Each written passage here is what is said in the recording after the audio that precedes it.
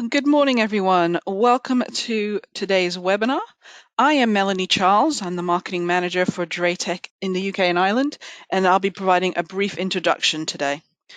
So today's topic is understanding security threats to wireless networks, and this will kind of complete a series of webinars we've done recently on security, one on switches and one on routers.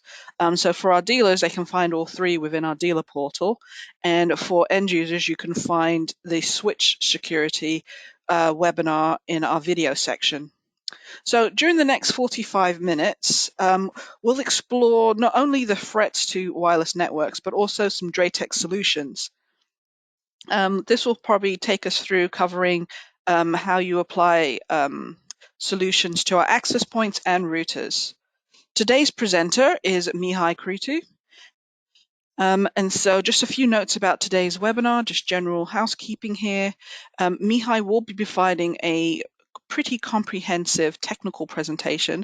So this is to say, please note that this content is aimed at professionals with like a technical background in networking and some basic understanding of installing DrayTek products. You should be able to follow along even if you're not deeply technical, but do understand that it will be a bit more technical in nature. This webinar will be recorded and it will be available within the next 48 hours after the event. There will be a Q&A at the end of the event, so please submit your questions in the chat box, the question box, throughout the webinar. And with that, I will pass this over to Mihai for his presentation. Thank you very much, Melanie, and a very good morning to everyone who joined us on this wonderful morning and this wonderful webinar, of course.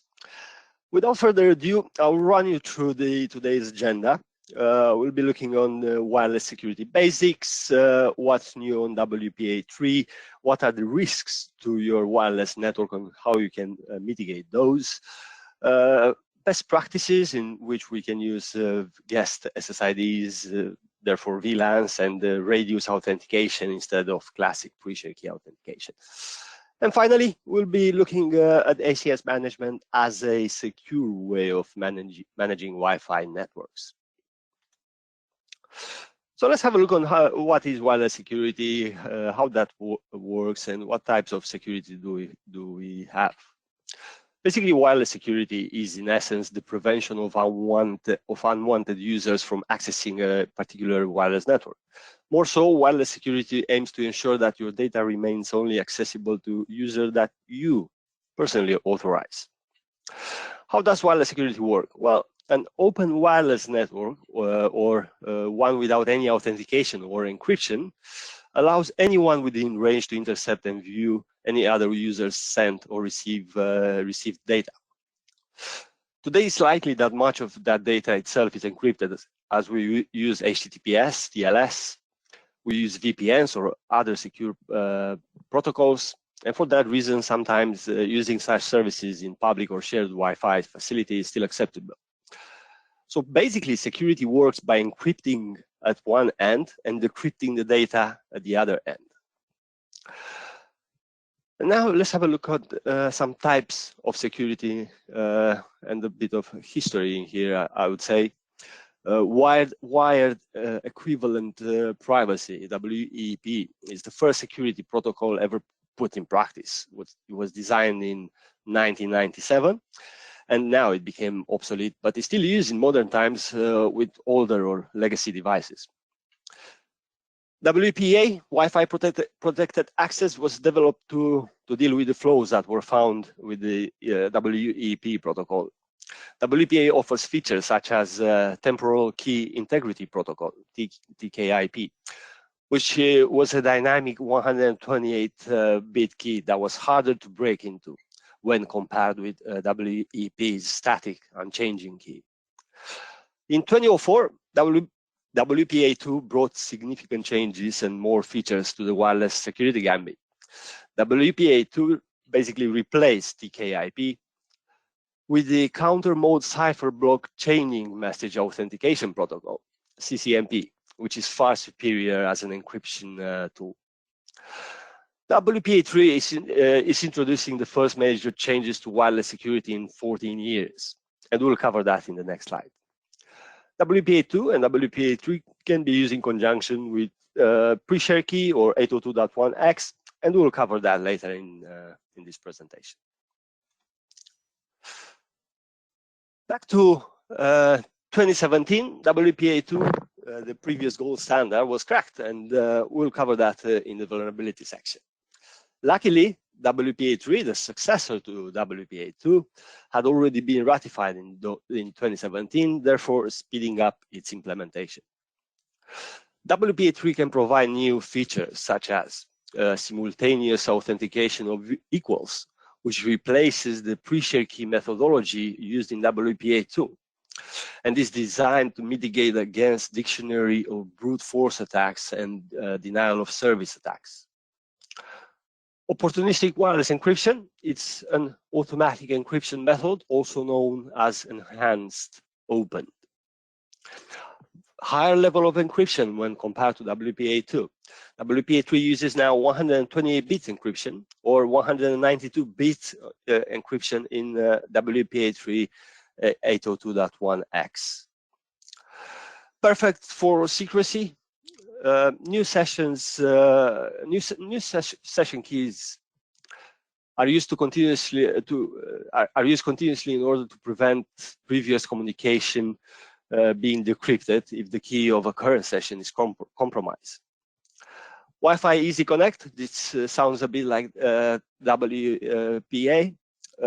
This is a system designed to make adding devices to your Wi-Fi network easier without having to enter the Wi-Fi password, particularly for devices which don't have a keyboard or their own user interface, such as IoTs or other devices. Protected management frames, PMF, prevent the authentication attacks. So you might have a quick search on how the authentication attacks occurs. This is also available now in WPA2. However, in WPA3, it is mandated in the Wi-Fi certification. Maybe the biggest one, I would say, DOS and brute force lockouts. So WPA3 recommends that vendors implement mechanisms to help prevent DOS attacks and refuse new connections from a client after several failed connection attempts. Furthermore, WPA3 recommends that connections should fail close to mitigate against an overwhelmed CPU.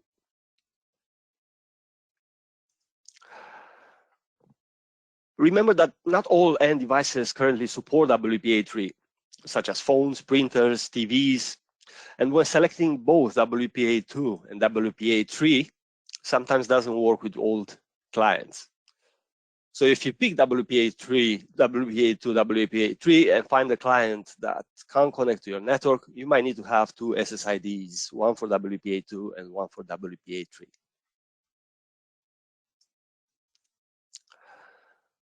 What are the risks to your wireless network and how can those be mitigated? Let's quickly have a look at that. Brute force attacks. A hacker wishing to attack your wireless LAN will firstly capture data from a live target in the wireless LAN. Then he or she can do that from anywhere, basically. So typically somewhere outside your premises or your building. If a hacker wants to access your network wirelessly, they will need the password first. They might just be able to get that by seeing it on a written whiteboard or a post-it note, or by using any other social engineering method. If they can't get the Wi-Fi password, just as if a burglar doesn't have a key to your apartment, he or she has to use brute force to get in. A brute force attack is one where an attacker will try millions of key combinations in hopes of hitting a successful match. Where password choices are weak, obviously very short, dictionary attacks can be very effective. Brute force attacks could even be performed without live access to the wireless LAN, once sufficient wireless LAN samples have been captured, and this is being referred as offline dictionary attack. The new WPA3 protocol, a replacement for the current wireless security method we discussed earlier, mitigates against brute force attacks by using a different cryptographic method, whereby authentication has to happen on a live network. You cannot test the keys offline, making the offline dictionary attack useless, basically.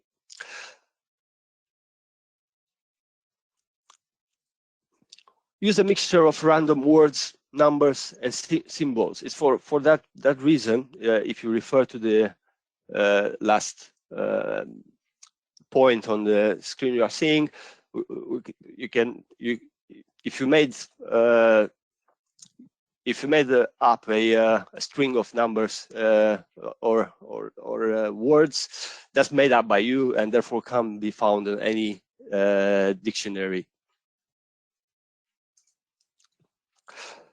And again, the security settings on the access points on the routers, those can be found on all radios and on all SSIDs.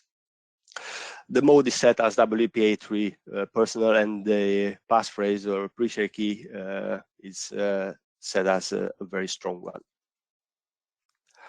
And now let's quickly have a look at what is a man-in-the-middle attack. Because a man-in-the-middle attack occurs when the communication between two systems is intercepted by a third party, aka man-in-the-middle. This can happen in any form of online communications, such as email, web browsing, social media, etc.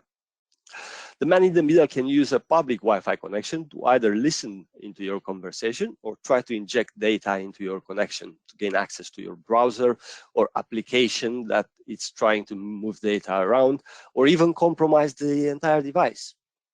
Once they gain access to the device, the damage they can do is endless: steal credentials, transfer data files, install malware, or spy on the user. The signs of a man-in-the-middle attack usually are open public Wi-Fi networks that have no security attached to it. Suspicious SSIDs, so the Wi-Fi names that don't add up. If you see something like a network that sounds like DrayTek Wi-Fi and another one that looks like DrayTek Wi-Fi joined in the same location, one of those may be a fake. What can we do to mitigate man-in-the-middle attacks? Well, we can use DNS security to mitigate DNS spoofing, so to mitigate someone inserting the wrong DNS response. Make use of VPNs. Currently, all DrayTek routers support VPNs, with the mention that you should avoid PPTP and use modern VPN protocols such as OpenVPN or SSL VPN, which has a DrayTek implementation. Always check for rogue APs, and I know everyone knows that, but always check if your connection is encrypted in the browser. And without further ado, let's have a look on how we force the router to use DNS-specific addresses and how we add security to DNS. First things first, logging into the router, we must go to LAN, General Setup. Right at the bottom, we have a tick box that says force the router to use DNS server IP addresses specified settings specified in LAN 1. And then we can go to details page of LAN 1, edit the TCP IP settings, and define the preferred DNS server IP addresses. In this case, primary IP address, it's Cloudflare. A secondary IP address, it's Google's DNS.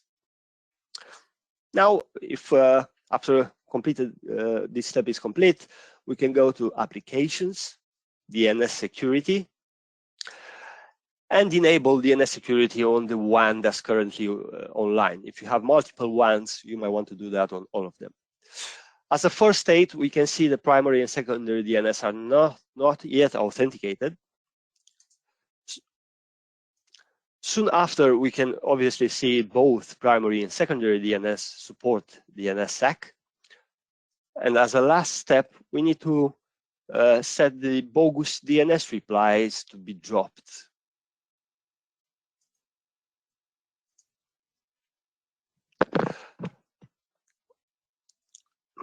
Our Vigor 1060C access point has a dedicated radio for monitoring and for wireless intrusion detection.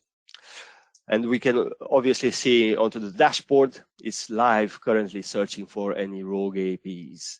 This can be set to generate an email if the threat level increases, so that an administrator can receive an email alert with the threat level, if the threat level have been breached. And obviously, you can check if your connection is encrypted in the browser. The padlock should always look like that, meaning that the connection between your PC and the server, where the web and this web server, it's encrypted. Let's quickly go to packet sniffers, because sniffing in general terms refers to investigate something covertly in order to find confidential information. From an information security perspective, sniffing refers to tapping the traffic or routing the traffic to a target where it can be captured, analyzed, and monitored. Sniffing is usually performed to analyze the network usage, troubleshooting network issues, monitoring the session for development and testing purposes, and so on. Any network packet having information in plain text can be intercepted and then read by the attackers. As a solution, my simple solution would be encrypt, encrypt, encrypt. For instance, instead of using HTTP, you should use HTTPS. Instead of Telnet, you should use SSH. Instead of FTP, you should use SSH FTP. And obviously, changing the pre-share key periodically will alleviate any potential dictionary attacks. And now we came down to the Krack vulnerability, which is the one that made possible the implementation of WPA3 much quicker than anticipated. It is the resending of that handshake and the reuse of the same nouns as defined within WPA2 that has the root cause of the Krack vulnerability, which was disclosed in October 2017. The main vulnerability within the Krack works by attacking the four-way handshake. During the WPA2 EAPOL authentication, the access point or wireless router and the client, that can be a phone or a laptop, exchange some messages back and forth. There are 4 messages, hence a four-way handshake. You can disable EAPO key retries on DrayTek devices for the reasons above, obviously, and you should still update your client devices, as the Krack disclosure requires client-side patching. That's your phone, laptop, tablet. Because the vulnerability, it's affecting the client rather than the base station, in this case being the router or the access point. Disabling the EAPO key retries can mitigate the risk, but you should still update your clients.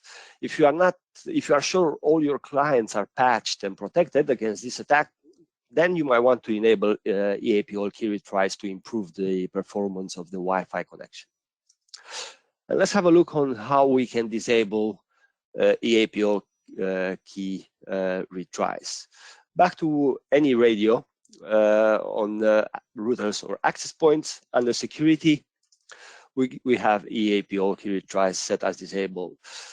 Just to reiterate that wireless performance, it's improved with having this enabled, that requires all your clients, all your devices to be patched against this vulnerability.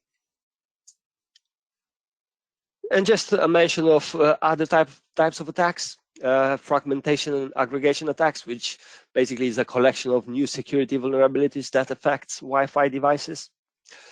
An attacker that's within the range of a victim's Wi-Fi network can abuse these vulnerabilities to steal users' information or attack devices. 3 of these discovered vulnerabilities are design flaws in the Wi-Fi standard and therefore affect most devices, if not all. The discovered vulnerabilities affect all modern security protocols of Wi-Fi, including the latest WPA3 specification. Even the original security protocol of Wi-Fi that we covered in the beginning, called WEP, is affected. This means that several of the newly discovered design flows have been part of the Wi-Fi since its release in 1997. Fortunately, the design flows are hard to abuse because doing so requires user interaction or is only possible when using uncommon network settings. And as a simple solution, always use HTTPS. And let's quickly have a look to Wi-Fi security best practices. So what due diligence steps we can take, how we can mitigate security risks by using VLANs and guest SSIDs, and also how we do that by implementing radius authentication. The 6 due diligence steps. Obviously, changing the default home network name. If one has to secure their wireless network, the first thing they should do is change their default home network name. This is also known as SSID. Default network name reveals router's brand being used, and also it will help cybercriminals to search for vulnerabilities. The password should be long enough and must be a combination of letters, numbers, and special characters. So it can be very difficult for an attacker to guess it. By default, DrayTek uses admin and admin username and password for accessing the router or AP's console page, even the switch console page. Change this accordingly to something stronger will make more sense. And by doing firmware upgrades, that often contains security patches and also often contains new feature releases. The rationale behind the creation of WPS was to help non-technical folks quickly add devices onto their network without complex configuration. Whilst WPS does achieve this goal, WPS is horribly insecure. A router or AP with WPS enabled is highly vulnerable. This is disabled by default throughout the entire DrayTek estate, but it's worth checking up if it's disabled or not. And now, wireless client isolation. Probably this is one of the strongest points that one can do to secure the clients residing on a particular broadcast domain. So let's quickly log in onto one of our access points, navigate on to any of the radios, and under wireless LAN general setup, on the 5 GHz radio, we can isolate the wireless member, meaning that any wireless client can't talk to any other wireless client. And if this is what you are trying to achieve, then you don't have to do anything else. However, if you'd like to isolate the LAN clients as well, so the wireless clients should not be able to contact any LAN device because they are still residing on the same broadcast domain, but some of them they are wired, some of them they are wireless. We can also isolate the LAN members as well. With the mention that we need to add some exceptions. And let's now go to object settings, device object, and add the exception. One exception is always mandatory. So if you want to have LAN isolation enabled, and that's the router, you don't want to block the clients from accessing the router because they won't be able to access the internet. Therefore, I'll be creating my device object by inspecting the ARP table. So it's going to be easier for me to take the MAC addresses from there. And I created 2 objects. One is the router, the other one is a printer that's also wired on the LAN. So I would like the wireless clients to be able to print and also to go on the internet. Editing the profiles, we can see I selected as an attribute isolate member from LAN exception and press OK. Now let's have a look on what the VLANs are and how this can help us improve things.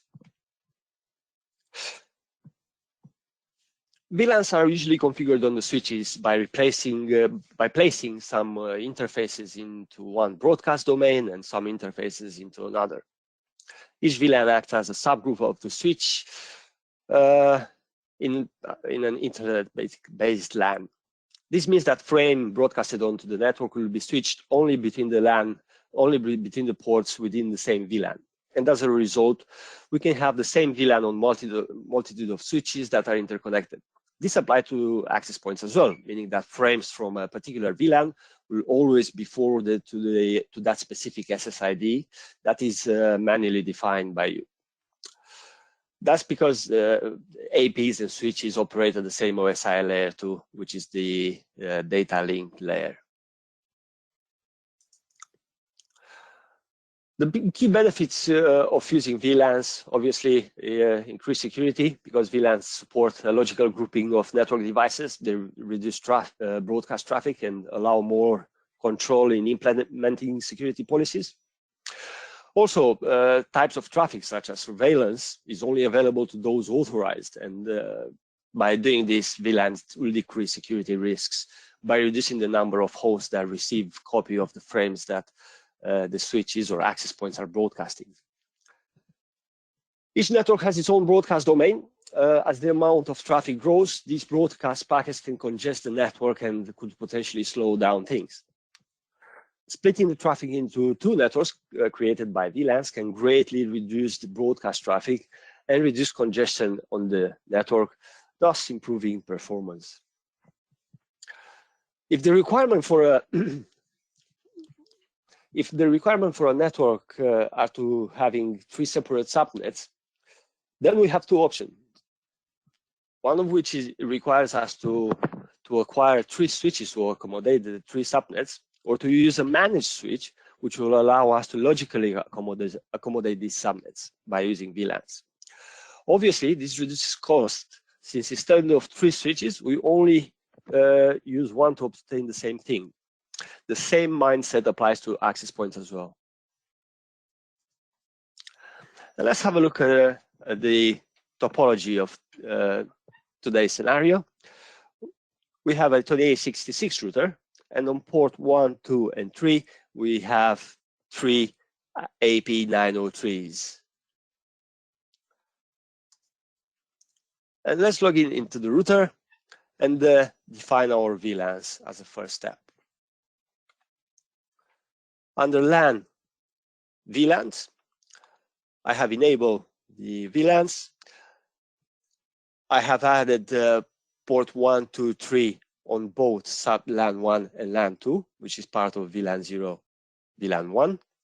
On the router, I assign SSID 1 to LAN 1, and SSID 2 to LAN 2, which is our guest VLAN.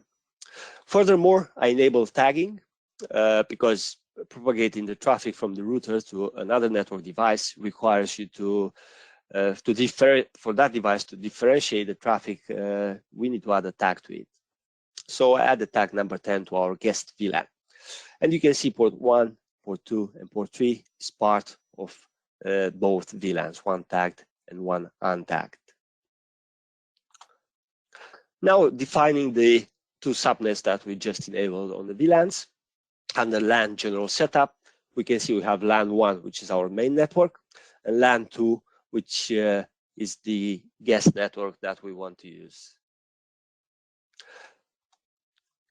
Logging in into the access point, under both radios, wireless LAN 5 GHz or 2.4, we need to conduct the same settings.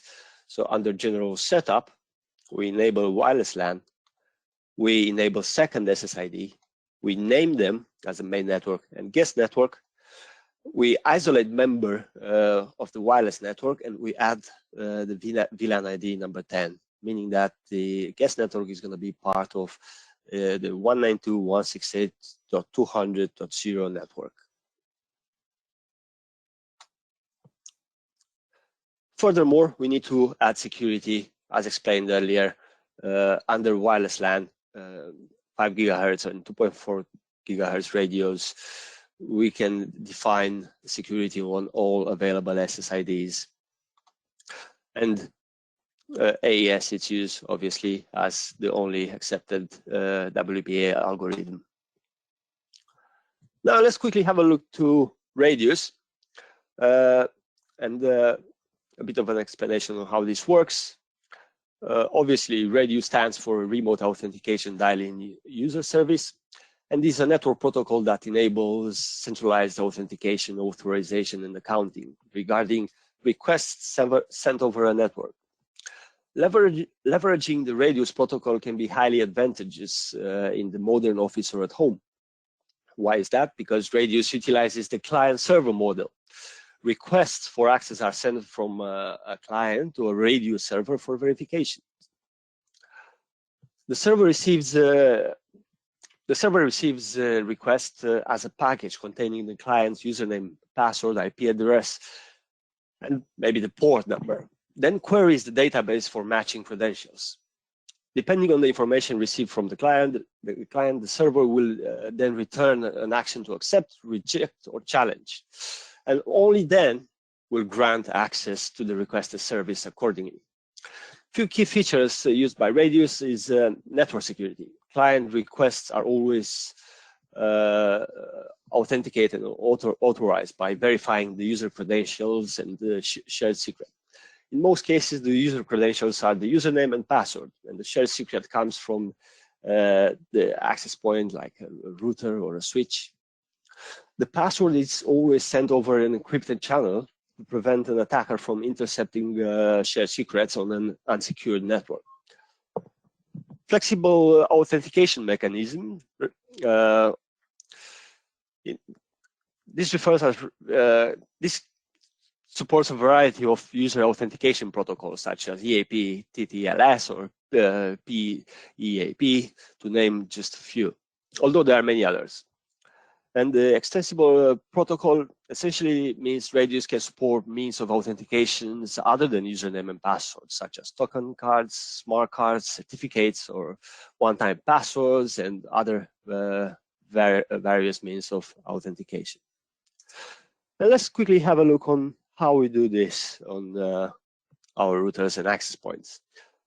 First things first, we need to create the user profile or the user database. Under user management, user profiles, I selected an available index, enabled this account, gave it a username and a password. I disabled unwanted services for this particular user, so I don't want them to be able to access this router, for instance. I don't want them to get any alert emails or to have any telnet capabilities. And at the bottom, I selected internal Radius and local 802.1x, that in case you are using that. If not, internal Radius is going to be enough. Furthermore, now we can go to applications, Radius TAGX, and start doing the configuration in here. Enabling the service, I left the port unchanged, so that's the default port for Radius 1812. I enabled the first profile and I defined my main network, which is the first subnet in there. I selected a shared secret as well, so that can be any password. And then on the authentication method, I selected all available authentication methods. And down below, I moved a user from the available list to the authentication list. So this is how you set up the Radius server on our router. Now moving to the access point under both Radius, we define the security, and we need to select WPA2 or WPA3, WPA2 enterprise. Yeah, so that's 802.1x. That's our Radius authentication. As soon as we do that, we need to set the Radius server. So we need to point this access point wherever this Radius server is. In our case, it's residing on the router. I define the LAN IP address of the router, the port number, which is default, the shared secret that I also used on the server, and the timeout is left as 0 seconds. Now I'm using a phone to connect to the main network. I'm adding the identity or the username and the password. And as soon as I do that, I can connect to that network. Now, back onto the station list on the access point on both radios, we can check which devices are currently connected, what the link speed is, and some other details about the radio signal strength and so on.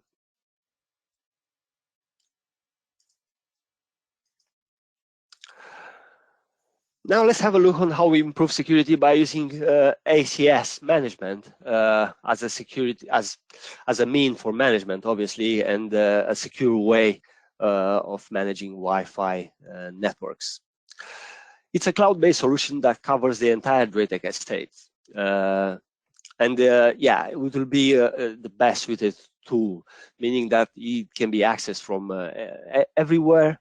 There is no theoretical limit on how many devices you can manage from there. You can use the platform for provisioning, feature that allows you to do certain changes globally, meaning that, as an example, if you want to change the admin password on all your devices at once, you can use the provisioning facility to achieve this. You can also monitor your devices, see the connected clients on these devices, and have a better understanding of which clients are connected to a particular network and for how long did they do so. If a device loses its connection to VigorACS, then an alarm will be produced and an email will be generated that will inform you about the current status of that device. Schedule maintenance gives you the ability to schedule a firmware upgrade and apply the upgrade on all your devices at once.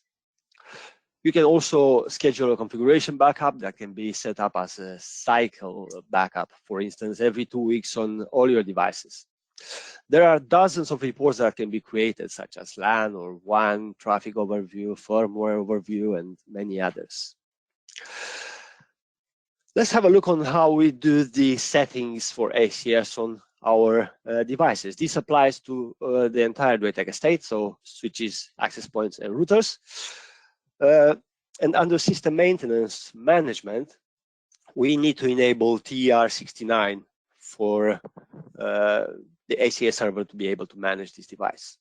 And as you can see, I have enabled brute force protection for TR69 and the VPN services. And also I added the ACS server as the sole IP address that can access the management page of the router. No one else can do that other than the ACS server. Now the next step is to go to the TR69 settings and point this device to the ACS server. So as you can see, I defined the URL in there. I added the username and the password that are unique to my network. I defined the CPE client to use HTTPS outbound. Periodic inform enabled.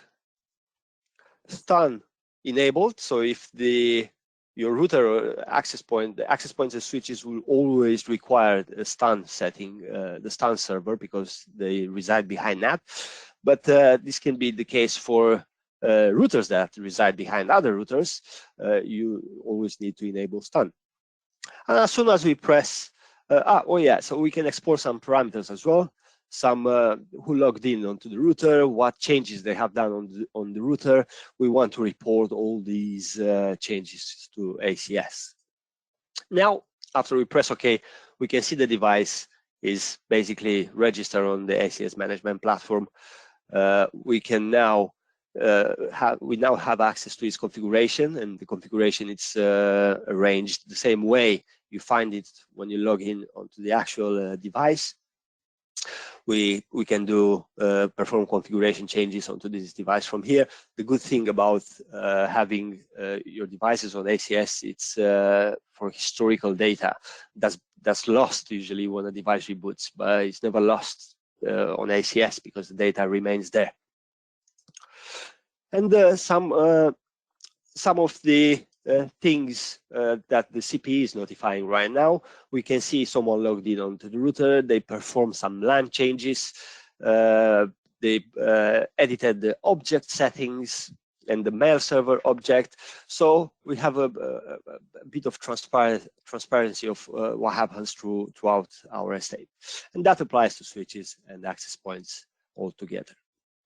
Just to summarize what we have looked into today, we looked into brute force protection, man-in-the-middle attacks, types of vulnerabilities, wireless client isolations, guest SSIDs, and the radius explained and implemented.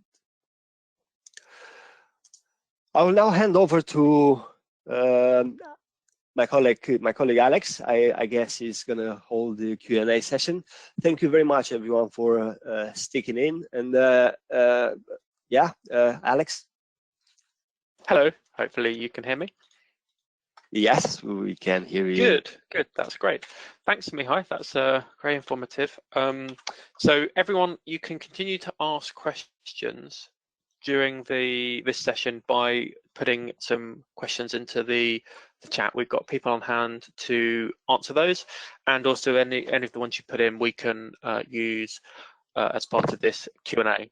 But to get started off, we've got some that we were asked earlier during the session that we can pick now, and just before that, actually, I've seen a question that's come in that's quite relevant. Just want to let everyone know that a copy of this presentation will be made available online later. Normally takes us about a couple of days to get it online. It might be sooner, but typically, if you allow for a couple of days, we'll send an email follow up with links to it. But we'll be putting those on the site for you to be able to watch those or pass them to any colleagues, or if you've already left, you won't be hearing this, but we will be sending you an email so that you can then watch it later if you've missed some of it, or if you attended a bit late, you'll be able to catch the beginning. So let's go to some of the questions. So first question relates to some of the guidance Mihai was giving related to WPA2 and WPA3. The question is, if WPA2 is required for an old client that doesn't support WPA3, do you need to have a different SSID for each of the two SSIDs? Well, one option is to use the WPA2/WPA3 mechanism, which will auto-detect what a client can potentially use as authentication. So, and if that should work, but if you encounter a client, if a client can't connect for a particular reason, it's too old, or yeah, you can't connect, then you might want to have a separate SSID for that client. Obviously, you need to have a different pre-share key or password for those SSIDs. It's not going to be an issue on having the same name, I believe, for both SSIDs. But yeah, it would be good to have a different name, since probably that client will still. I would pick a different. I would pick a different SSID name, and mainly because if you did have WPA2 and WPA3 separated, it'd be good to use a different pre-share key, because then you're not, because one of the problems might be if someone's able to crack the WPA2 one, then if it's the same pre-share key as the WPA3, then they could just use that for the WPA3. But so it's kind of like just nice to have a different pre-share key for each SSID generally. Yeah, no, absolutely, different pre-share key. Yeah, that's a good point. If that gets cracked, at least no one knows your key for WPA3. Yeah. And actually, a thing related to WP3 is a note on something. There's a roaming feature called 802.11r. This is something that you must disable if you're using WPA3, because the mechanism itself, 802.11r, doesn't work with WPA3. It's not compatible because the mechanism, because of the extra security of WPA3, it means that the roaming doesn't work. You can still do roaming between access points, but just not the 802.11r roaming option. There's like a checkbox that allows you to enable that in the routers that support 802.11r. So just make sure that's not enabled if you're using WPA3. So next question is about, I think on some of the vulnerability stuff, Mihai mentioned something called EAPOL, and the question is from someone is what is EAPOL?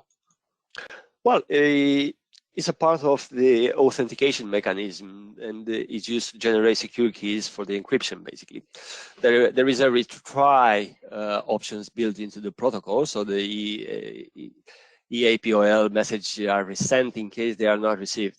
And by disabling the EAPOL retries, you can potentially resolve the vulnerability, which targets a protocol weakness related to the EAPOL message, basically. Mm-hmm. Okay. Yeah. Yeah.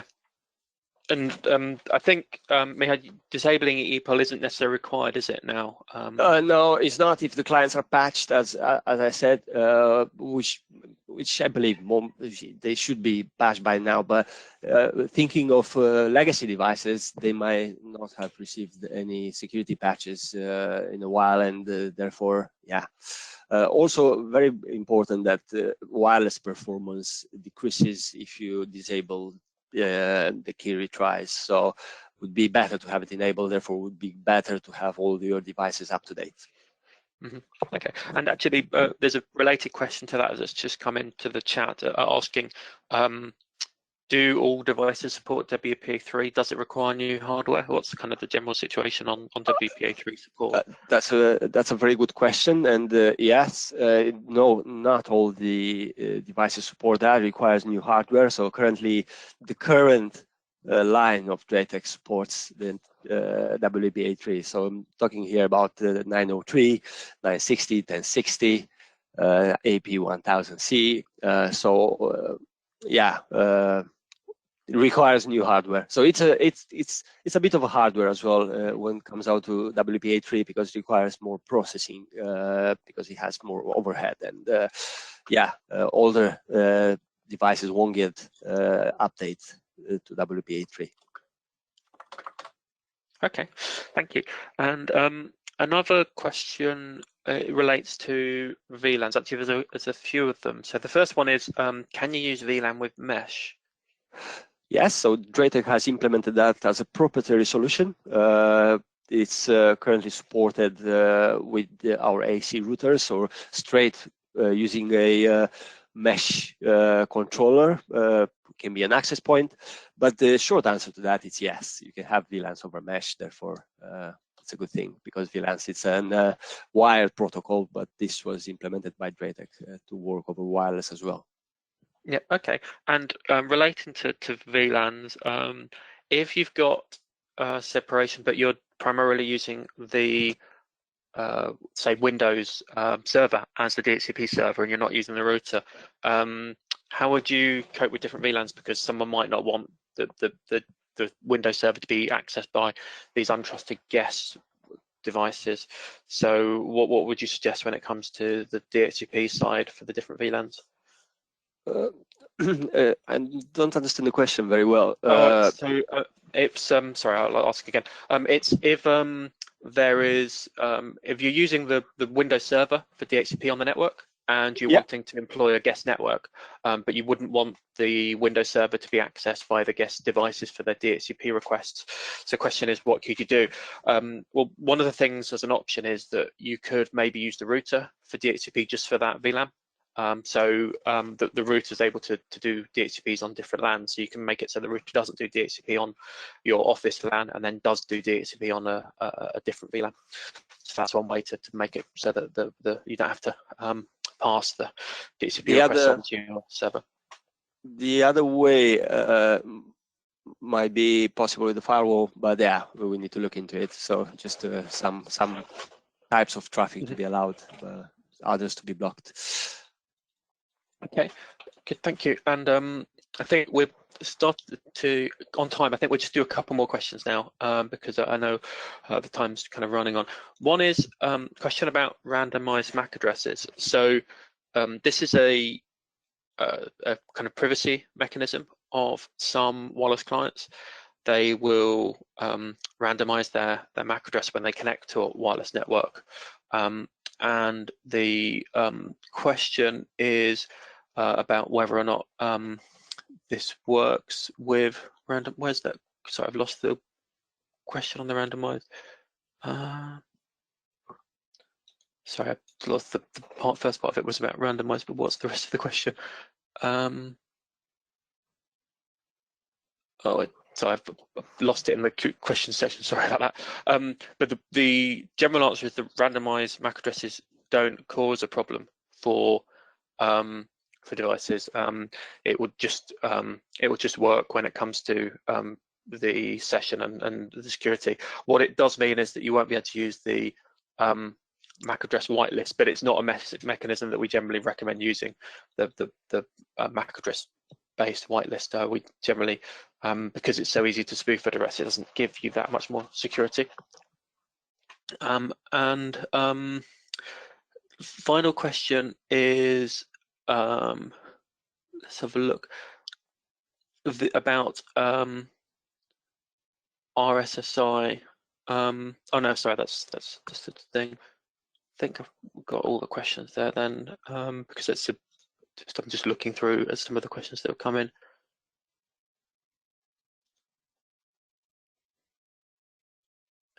There's a question here about the ACS versions. Some people have heard about an ACS free version. Do you want to just explain the difference of that, Mihai, for the cloud and cloud standard, cloud premium? First of all, the free version is not it's not meant to be used for end user, so it's not dedicated to end users. So if you are an end user, that's not going to help you because you can't get access to it. But there is a free version for our resellers and dealers indeed, and there are few features missing when compared to the premium one. Some key features such as global provisioning that I was mentioning earlier, reporting, your ability to do mass firmware upgrades is still available on standard, but there are key features missing when referred to both of them. But the premium version of ACS comes always with a trial. So if you'd like to see how that works, either cloud hosted by us or self-hosted by ourselves, just let us know that we are interested in that, and someone is going to come back to you with further guidance. Okay, thank you. And the same with the standard version as well. If you just express an interest, then we can contact you, or alternatively, if you email info@DrayTek UK, we can send you the links to that. Perfect. Good. So I think there's some other questions we've been asking directly, some kind of more specific questions that have come in from people. So we've been getting round to people, but I want to just thank you, Mihai, very much for your presentation. Thank you everyone for attending. Afterwards, there is a survey. If you can complete that and give us some feedback on what you've liked, and also any suggestions for future webinars, that's really appreciated, so that we can tailor content for you in the future. But I'd just like to thank everyone, and thank you, Mihai, for attending today. Thank you. Bye now, guys. Cheers.